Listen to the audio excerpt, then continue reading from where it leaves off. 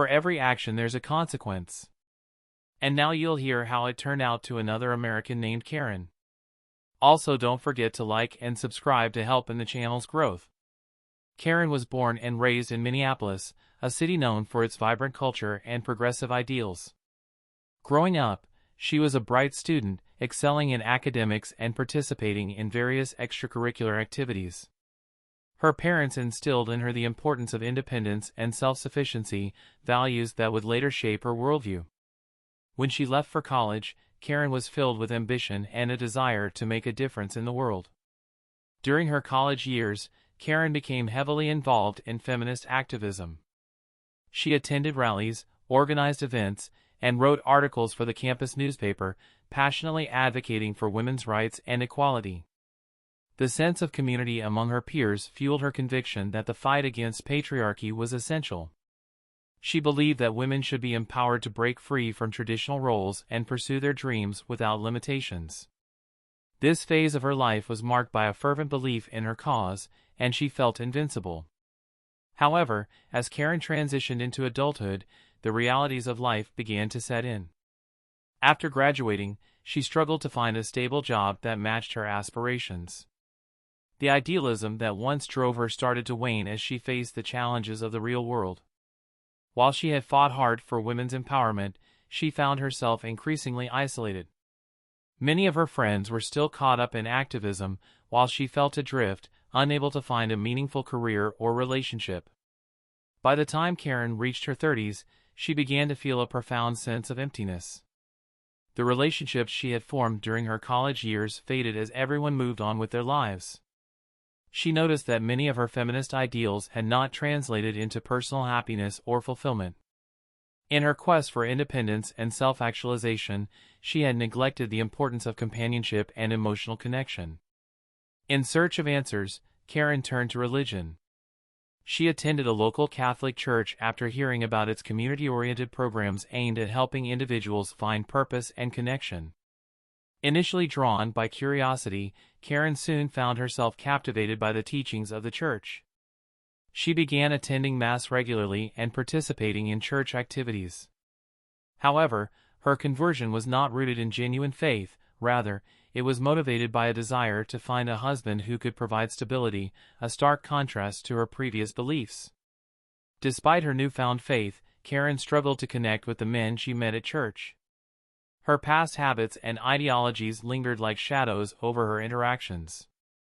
She found herself critiquing potential partners through the lens of her former beliefs, which made it difficult for her to appreciate their qualities or see them as viable partners. The men at church often seemed too traditional or conservative for her taste, leaving her feeling frustrated and disillusioned.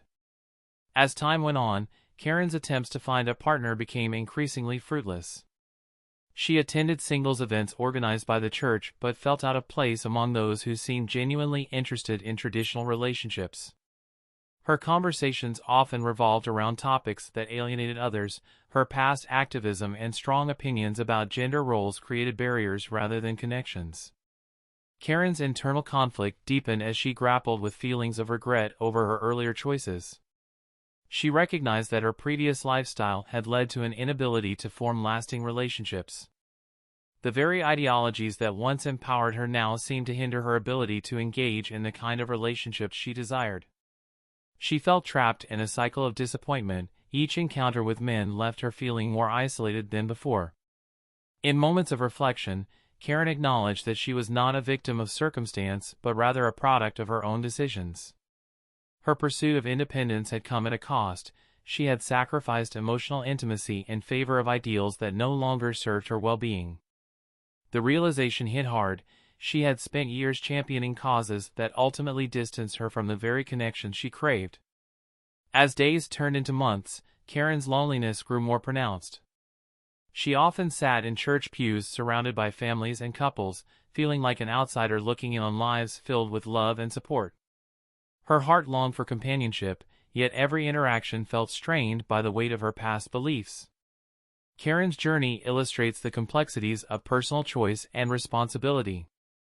While she sought redemption through faith and community, the remnants of her former life continued to haunt her relationships. Her story serves as a poignant reminder that the consequences of one's choices can linger long after those decisions have been made. Despite attending church regularly and engaging with various community activities, Karen remained single as the years passed by without significant change in her situation. Her struggle highlighted how deeply ingrained habits can hinder personal growth and connection with others. In this ongoing narrative of self-discovery and regret, Karen finds herself at a crossroads, caught between two worlds, one defined by fervent activism and independence, and another yearning for traditional love and partnership. The tension between these identities leaves her trapped in an unending cycle of dissatisfaction. Ultimately, Karen's journey remains unresolved, a continuous exploration of self amidst conflicting desires for both independence and connection. As she navigates this complex landscape, it becomes clear that true fulfillment may require confronting uncomfortable truths about herself and embracing change from within rather than seeking external validation through shifting beliefs or ideologies. As time continues to pass without resolution, Karen finds herself reflecting on missed opportunities and unfulfilled dreams more frequently.